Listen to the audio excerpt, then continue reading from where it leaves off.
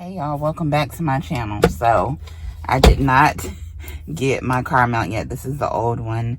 I just got y'all sitting up here because I'm just sitting right now, so I can actually talk to y'all. When we start moving, I have to put y'all back down because it'll fall. But I am just leaving the oncologist slash hematologist, and the appointment went okay.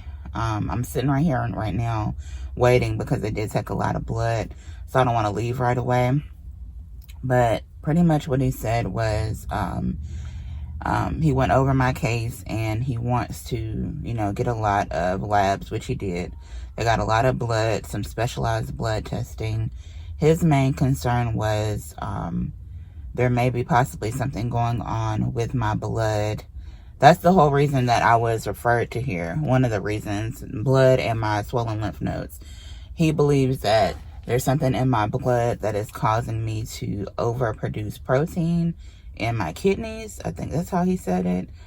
Because even to this day, I still have a lot of protein and there's really no explanation as to why. And it kind of doesn't make sense to them. My case really doesn't make sense to them. Like it doesn't all really add up. Why this started happening out of nowhere. He believes that when my lymph nodes swelled up, though, that was a response, obviously, to something else that is going on. He doesn't really want to do a lymph node biopsy right now. He doesn't want to put me through that until they get the labs back, which I agree with. I don't want to go through any unnecessary procedures to my body. I have a lot of inflammation in my body that has returned since I've been weaned down off of the prednisone. So as I mentioned in my last health update video, May the 4th, they took me down to 20 milligrams of prednisone. I was on 40. I was on a higher dose in the hospital, but I was on 40. They took me down to 20. The next week, 10. And then this week was 5. And today I actually took my last dose of the 5 milligram. The last day of the 10 milligram, I noticed the inflammation returning in my body, and it's definitely present. And he mentioned when he was looking at my labs, well, not labs, but I guess just like my notes and stuff from my stay in the hospital, how bad my inflammation was when I was there. It was really, really bad. He mentioned some specific number. I wish I could think of the number, but I guess it measures inflammation. I don't know if is it a number? Obviously it's a number, but he had an acronym that he used when he was talking about it. And I can't remember it. It was a lot of information. I'm still trying to process it. But the normal level is supposed to be like a 2, and mine was like a 16. I guess this measures inflammation in your body, so mine was extremely high.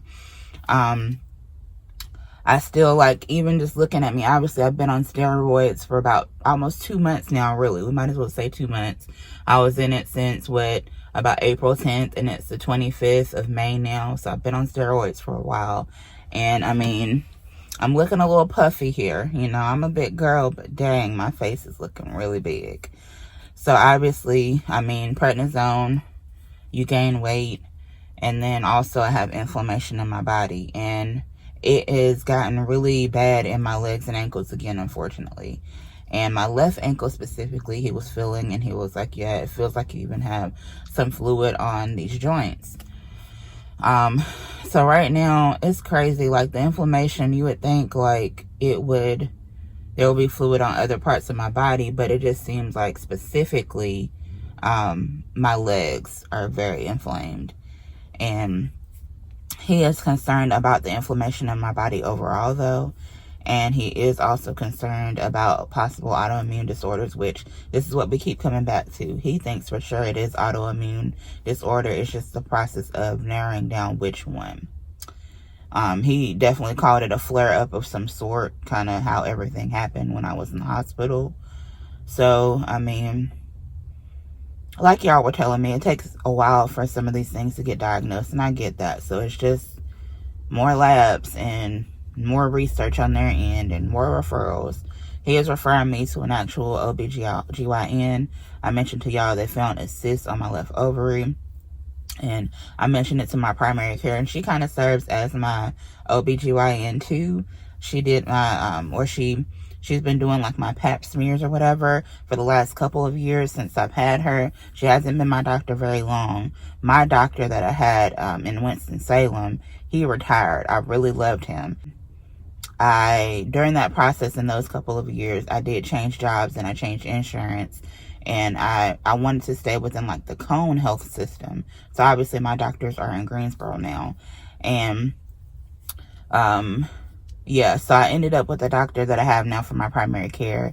And I mentioned in my last health update video, she kind of blew me off a little bit when it came to the cyst. Like I mentioned, I know that these are common, but I've literally never had them before.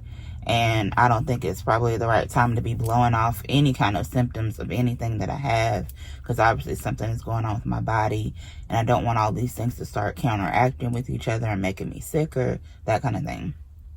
So he's going to actually refer me out to an OBGYN to take a look at that cyst, because he could see in the notes. It was concerning to the doctors while I was in the hospital.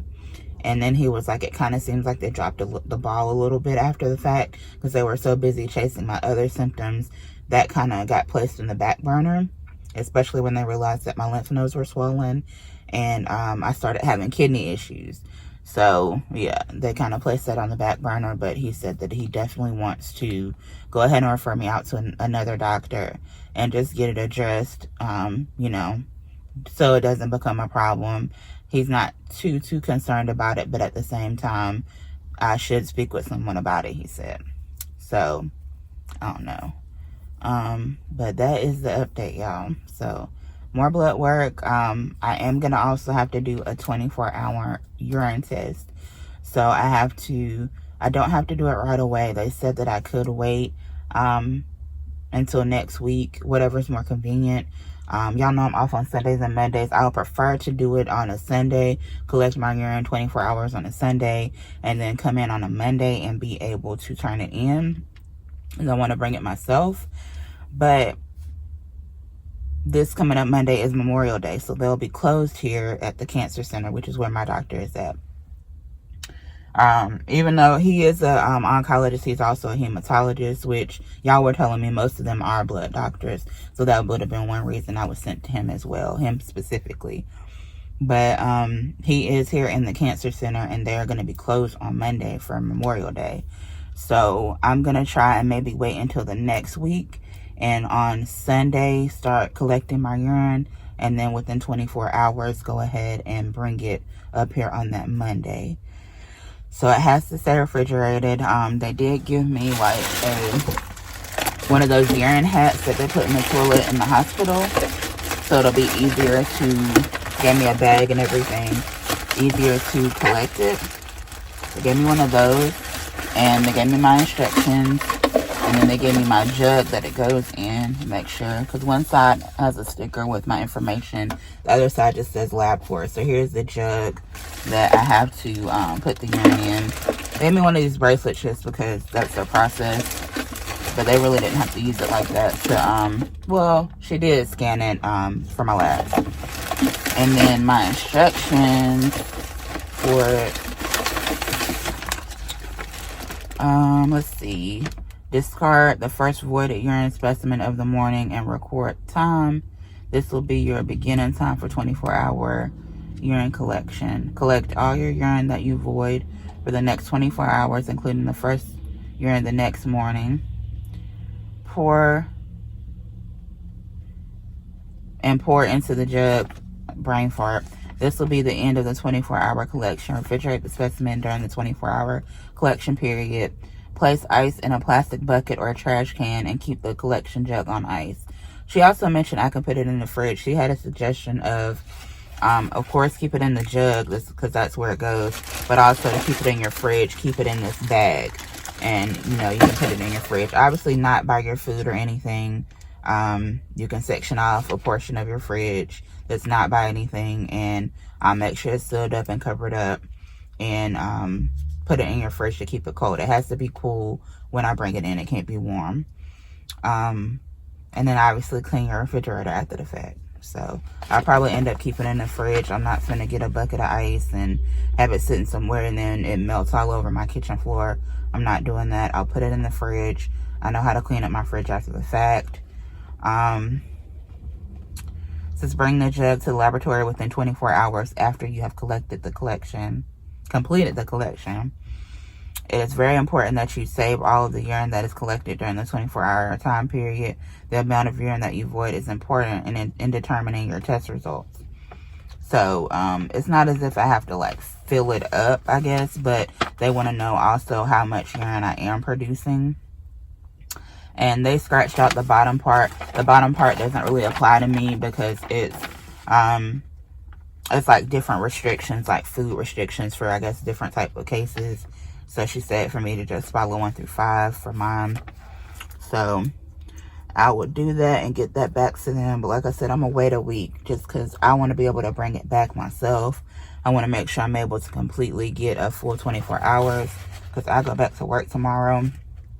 And I really don't have time to bring it like that before work. Especially with how the traffic is coming over here to this particular part, because the cancer center is right next to the hospital. This was the hospital that I was in for 10 days. So it's a lot going on in this area. Like even for the parking, I had to walk a long ways. They do have a shuttle, but by the time the shuttle came around, I was pretty much up there. So I just said, forget it. But it's a long ways from where I park, so the traffic over here is very sketchy in the morning time for sure.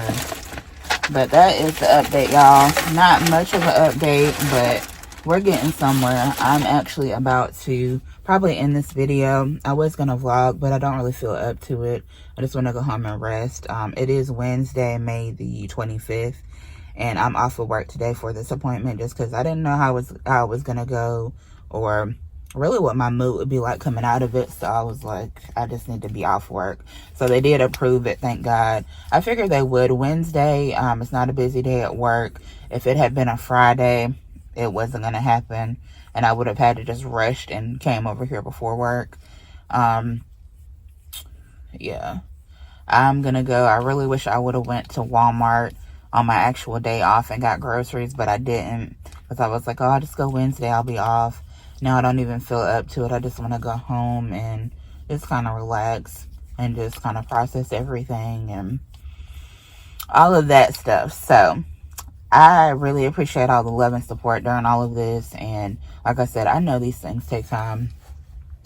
Just try not to get upset about it too much and just like let things be what they are until they figure out what's wrong with me. I'm just scared, I think, more than anything, because now that I'm done with the prednisone, I don't want my symptoms to return, because I feel like that's part of the reason that I even recovered is they started like pumping me full of steroids and the antibiotics. And now that I'm off of all of it, I don't know what's going to happen.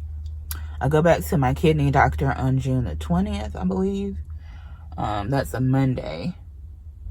So I'm pretty sure that's a Monday. I hope it is. If not, I'm going to have to go and request it for work. But I'm pretty sure I asked her specifically to make sure they have a Monday for me. But yeah, just trying not to freak out too much about everything. But I am really scared that I'm going to start getting sick again or going to have another flare up. The swelling returning really scares me. And I just don't want to be back in the hospital because that was hell having to be here that long. So, yeah. I'm going to not be upset and just try and go and pick up the stuff at the grocery store and just go home. So that's what I'm about to do.